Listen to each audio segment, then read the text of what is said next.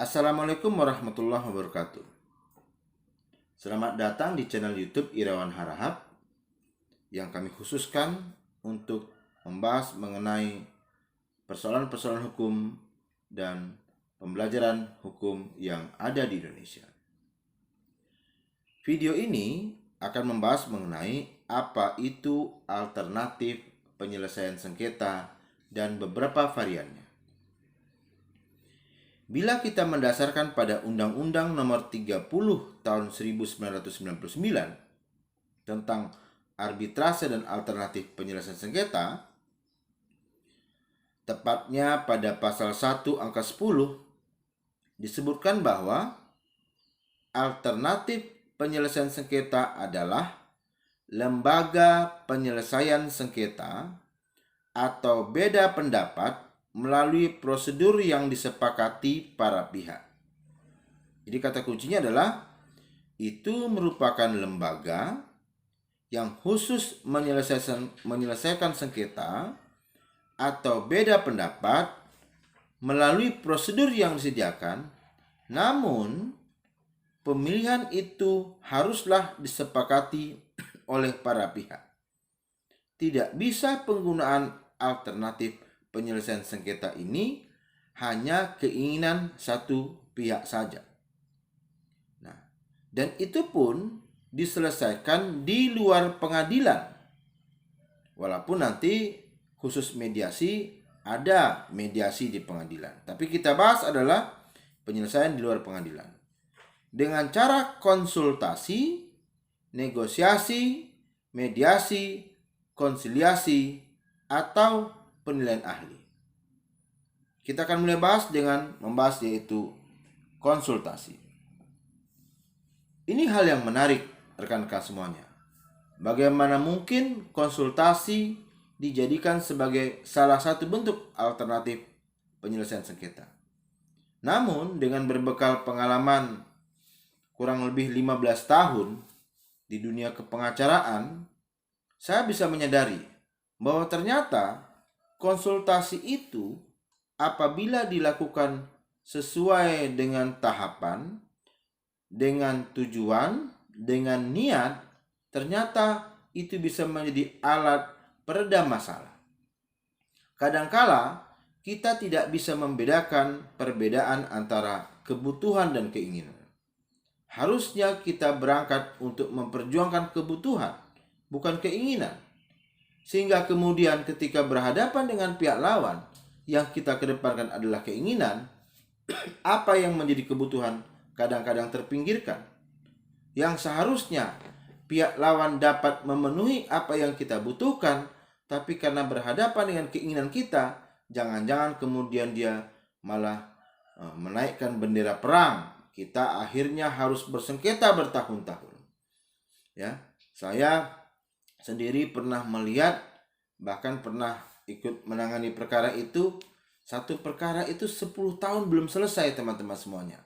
Kenapa? Karena kadangkala kalau sudah sampai pada tahapan bersengketa, bukan lagi uang yang diperjuangkan, tetapi sudah masuk pada tahapan harga diri. Nah, yang saya praktekkan dan yang saya juga lihat, ketika seseorang itu merasa punya masalah, teman-teman semuanya, lalu dia kemudian datang kepada seorang konsultan, sering sekali sebenarnya apa yang dia perjuangkan dapat diuraikan oleh si konsultan. Jangan-jangan ketika diuraikan, timbullah kesadaran bagi si pihak ini. Oh, ternyata itu bukan masalah ya. Saya saja yang baperan. Saya saja yang terbawa emosi sehingga saya merasa itulah sebuah masalah. Atau yang kedua, ternyata ketika akan diperjuangkan, ternyata apa yang diharapkan itu tidak sebanding dengan apa yang akan dia lakukan. Saya ulangi, harga diri itu penting, tetapi membuat perencanaan penyelesaian sebuah sengketa juga penting teman-teman semuanya. Nah, apa itu konsultasi? Konsultasi adalah tindakan yang bersifat personal antara satu pihak tertentu yang disebut dengan klien. Ya. Jadi ada istilah klien atau klien, yaitu antara satu pihak tertentu dan pihak lain yang merupakan konsultan. Jadi ini minimal ada dua pihak kalau kita ingin berkonsultasi. Dan itu bersifat personal. Yang memberikan pendapatnya kepada klien untuk memenuhi keperluan klien tersebut. Jadi ada seseorang mendatangi konsultannya, lalu kemudian mengutarakan pendapatnya, mengutarakan masalahnya, kemudian si konsultan akan memberikan pendapatnya kepada si klien untuk memenuhi keperluan klien tersebut. Menjadi catatan, dalam sebuah proses konsultasi diperlukan beberapa hal. Satu adalah kejujuran dari klien untuk mengutarakan apa yang sebenarnya menjadi masalah. Dua, kemampuan dia menguraikan masalah itu dan menceritakannya. Tapi sebaliknya, juga menjadi kebutuhan bagi pribadi seorang konsultan. Satu, kemampuan mendengarkan. Saya selalu katakan bahwa setiap orang yang mendengar belum tentu bisa mendengarkan dengan baik. Belum tentu bisa mencermati, meresapi apa yang disampaikan. Maka untuk menjadi seorang konsultan yang baik, kita harus hadir secara fisik dan juga hadir secara utuh ketika mendengarkan apa yang disampaikan seorang klien. Yang kedua, kemampuan untuk menggali keterangan dan menggali apa yang sebenarnya menjadi masalah. Kita harus bedakan, ya, ketika kemudian mendengarkan sebuah cerita klien itu, mana sih yang penting, mana yang tidak penting, mana yang harus diperjuangkan, mana yang sebenarnya harus dikesampingkan, teman-teman semuanya.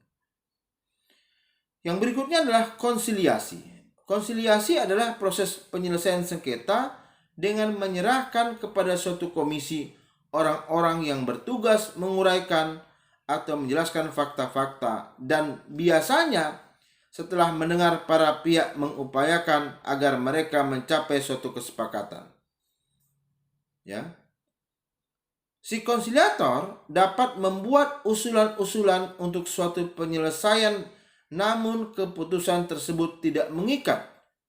Konsiliator mempunyai kewenangan yang aktif, namun kembali lagi terhadap kepatuhan apa hal-hal yang telah diusulkan oleh seorang konsiliator tergantung sekali pada iktikat baik para pihak, utamanya iktikat baik pihak yang dibebankan untuk menjalankan kewajiban pemenuhan tindakankah itu, pembayarankah itu, penghentian sebuah kegiatankah itu sangat tergantung kepada para pihak. Kemudian penilaian ahli atau pendapat ahli, yaitu suatu keterangan yang dimintakan oleh pihak atau para pihak yang sedang bersengketa kepada seorang ahli tertentu yang dianggap lebih memahami tentang suatu materi sengketa yang terjadi. Nah, itu adalah beberapa pilihan di dalam alternatif penyelesaian sengketa yang harus kita perhatikan pada sistem pengambilan keputusan yang sifatnya adjudikasi, yaitu apakah melalui pengadilan atau arbitrase. Para pemenang akan mengambil segalanya. Jadi kalau pengadilan dan arbitrase sudah memutuskan, maka prinsipnya kemenangan itu akan menjadi hanya salah satu pihak saja. Tetapi di dalam sistem alternatif penyelesaian sengketa, penyelesaian diusahakan sebisa mungkin dilakukan secara kooperatif, sehingga penyelesaian secara kooperatif itu dapat memuaskan kedua belah pihak. Itulah yang dikenal dengan istilah win-win solution, di mana semua pihak itu merasa sama-sama menang. Dan harus diperhatikan, istilah win-win solution ini bukan berarti sama besar, sama banyak, sama-sama dapat setengah, bukan begitu. Tetapi intinya adalah dengan APS diharapkan para pihak merasa puas dengan apa yang telah diputuskan, karena yang diharapkan oleh mereka yang diinginkan oleh mereka, yang dibutuhkan oleh mereka dapat disediakan oleh model penyelesaian tersebut. Demikian yang bisa saya sampaikan. Pada video berikutnya kita akan bahas banyak hal lagi. Salah satunya adalah kritik terhadap lembaga pengadilan. Assalamualaikum warahmatullahi wabarakatuh.